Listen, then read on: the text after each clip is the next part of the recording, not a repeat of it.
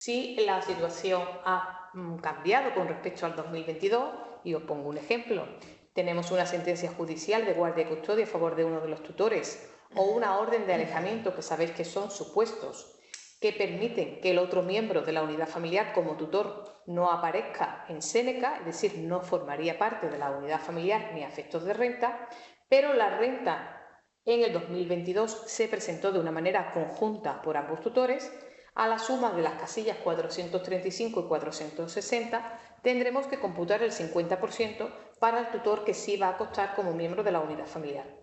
Si en la renta que os presentan veis que existe importe en la casilla 527, que es una pensión de manutención por hijos a cargo de una relación anterior de cualquiera de los tutores, el importe de esta casilla se restará a la suma de las dos casillas anteriores. Esta casilla, la 527, solo aparecerá en aquellas rentas donde existe importe. Si no se da este supuesto, no aparece esta casilla en la declaración de la renta que os presenten.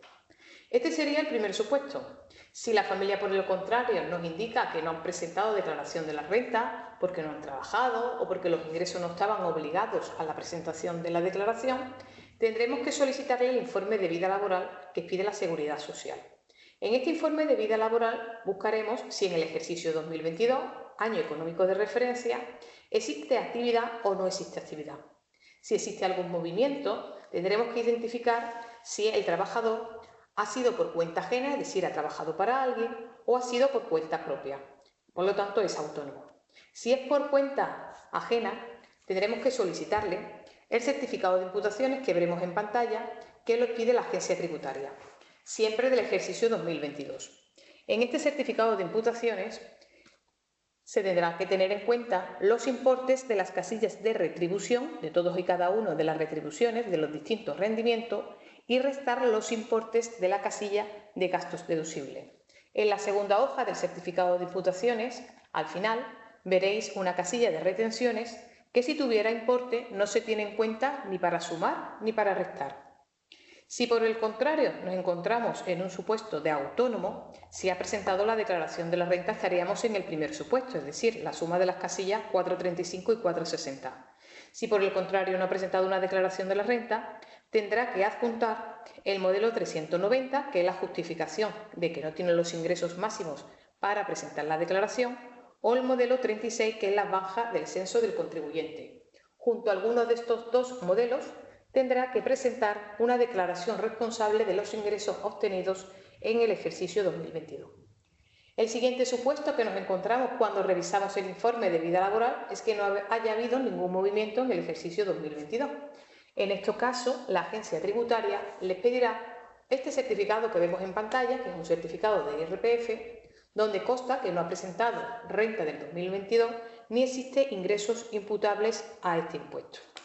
Junto con este certificado, adjuntará la declaración de ingresos, una declaración responsable de los ingresos obtenidos, si es que lo hay, y si no, indicará 0 euros del ejercicio 2022. Por tanto, para resumir un poco lo que llevamos dado de los datos económicos, cuando una persona tiene que ir a la agencia tributaria para que le facilite los ingresos por documentación física, la agencia tributaria le podrá otorgar la declaración de la renta, si la ha presentado en plazo, el certificado de imputaciones, que es un certificado que se emite por la agencia tributaria si esta persona no estaba obligada a la presentación de la renta. Si estaba obligada a renta, no le emitirán el certificado de imputaciones y la persona lo que podrá es presentar la renta. Eso sí, esta renta estará ya fuera de plazo porque estará presentada después del 30 de abril del 2024, por lo tanto no se podrá en este caso inscribir o registrar ingreso alguno en la pantalla de datos económicos. Lo tendremos que dejar en blanco. Y otro certificado que pide la agencia tributaria, como hemos visto, es el certificado de IRPF, en donde se indica que no se ha presentado renta ni existen ingresos imputables para que estén sujetos a este impuesto. Junto a este certificado de IRPF es necesaria la presentación de una declaración responsable. El tercer supuesto, que es muy común en hermanos con 16 años o más que siguen estudiando, son aquellas personas que no se han dado de alta nunca en la Seguridad Social, no han trabajado nunca, por lo tanto tendrán que solicitar a la Tesorería General de la Seguridad Social un informe de que no existe efectivamente informe sobre inexistencia del número de la Seguridad Social, donde nos pone de manifiesto, como leéis, que nunca ha estado de alta ningún régimen del sistema de la Seguridad Social. Junto a este documento tendrá que aportar un certificado de IRPF, que es el tercer documento que hemos visto que pide la agencia tributaria, y una declaración jurada. Por lo tanto, en esta tercera opción, cuando no sea de costa alta en la Seguridad Social, en ningún momento hay que aportar este informe de la Seguridad Social, certificado de IRPF y declaración jurada. Y el último supuesto son personas que han tributado en el ejercicio fiscal de referencia en un país extranjero. Es necesario solicitar, en este supuesto, el certificado de ingresos que haya obtenido en ese país donde haya tributado, el cual tendrá que estar traducido oficialmente al castellano, y si la moneda del país donde ha tributado no es euro, tendrá que convertirla a la moneda legal en España, que como sabéis es el euro. Una vez finalizados los datos económicos, recordamos los pasos fundamentales para la grabación de estos ingresos en la pantalla Datos económicos de Seneca.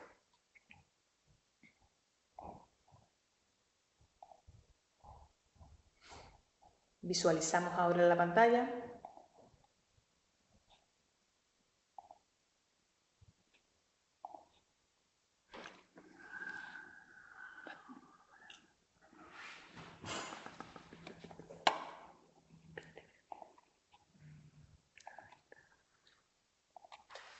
Como veis aquí, una vez que tengamos los ingresos, tenemos que marcar esta casilla de calcular la bonificación según la renta acreditada.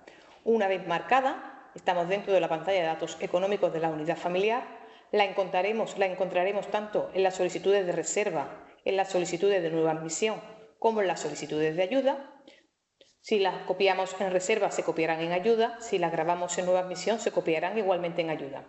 Marcando este apartado, se habilitará este campo para que se incluyan los ingresos que hemos calculado en función de la documentación que ha aportado la familia.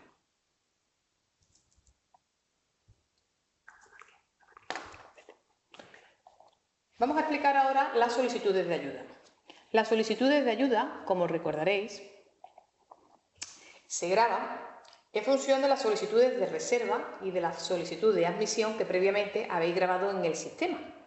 Estas solicitudes de ayuda aparecerán una vez que nos metemos dentro de alumnado admisión, plan de ayuda, solicitudes de ayuda, indicando el año académico, el curso y la convocatoria ordinaria. Quedará activo este apartado en donde se listan todas las solicitudes de reserva y nueva admisión. Una vez finalizado este listado, se señala cada uno de los alumnos que han presentado solicitud de ayuda y se le da al botón de añadir, el cual lo que hace es copiar todos los datos grabados en reserva y en nueva admisión. Recordar que la solicitud de ayuda de la convocatoria ordinaria, la resolución provisional, se publicará en torno al día 10 y 11 de julio, porque hasta el mismo día 7 de julio existen las últimas fases de matriculación de los niños de admisión. Por lo tanto, hay que esperar a que todas las fases estén finalizadas. Esto significa que una vez publicada esta resolución provisional, se abre un periodo de alegaciones a las familias de 5 días hábiles.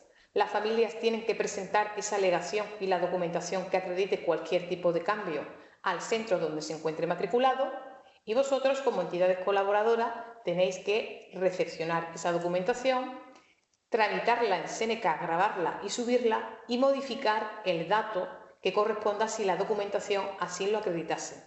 Si se recibe una documentación que no motiva ningún cambio de datos en la plataforma Seneca, se registrará por vuestra parte la alegación en la documentación, pero no se procederá a realizar ninguna modificación. Por último, lo que respecta a la jornada de formación, recordamos que a lo largo de este curso es obligatorio revisar las solicitudes trasladadas por el centro de destino, es decir, el centro al que le llega un menor trasladado. Para ello, en el apartado de alumnado, admisión, repositorio de documentación, tenéis colgada toda la documentación que el centro de origen ha ido subiendo en las distintas pantallas de Seneca. Esta documentación también la podéis encontrar de vuestras mismas solicitudes que grabáis como centros prioritarios. Es un repositorio de la documentación de todos los menores. La finalidad de este control es que el centro de destino revise que las características y las circunstancias que ha grabado el centro de origen en la solicitud se acredite con la documentación subida en Seneca. Por ejemplo, un supuesto de gratuidad, familiar monoparental, único tutor. Para ello, una vez revisada la documentación, veis y tenéis que dar al botón de revisión solicitudes trasladada, y si tenemos conformidad de toda la documentación y de todos los datos que ha grabado el centro, mostraréis vuestra conformidad pulsando el botón «Estamos conformes», «Sí conforme», pero si existe alguna irregularidad, pondremos que no estamos conformes y en observaciones la incidencia que hemos detectado. Como por ejemplo, pues no ha subido el certificado de empadronamiento, como indica en la pantalla, o un libro de familia en donde se indica 2 tutores y se ha grabado un único tutor. En estos casos hay que solicitarle a la familia, por parte vuestra, que acredite documentalmente esa circunstancia no subida en Seneca. Si no la acreditara la familia, tendréis que poneros en contacto con la Gerencia Provincial de APAE, de la Agencia Pública Andaluza de Educación, para que ellos realicen un análisis más detallado por si el porcentaje de subvención que se hubiera concedido se modificase. Vemos en pantallas ahora los distintos correos electrónicos de contacto de las gerencias provinciales de APAE. Muy importante, por favor, recordar la importancia de la tramitación correcta de la solicitud de reserva de admisión y ayudas en la plataforma Seneca. De la documentación aportada por la familia requiere un análisis detallado por vuestra parte, y cualquier tipo de duda estamos a vuestra disposición, tanto en las gerencias provinciales como las delegaciones territoriales de la Consejería. Por lo tanto, procedemos a finalizar esta jornada de formación, que no ha hecho más que aclarar lo recogido en la instrucción conjunta suscrita por el Director General de Planificación, como sabéis, y el Director General de la Agencia de Educación para el curso escolar 2024-25, en lo que corresponde a la tramitación de solicitudes de reserva, admisión y solicitudes de ayuda. Gracias.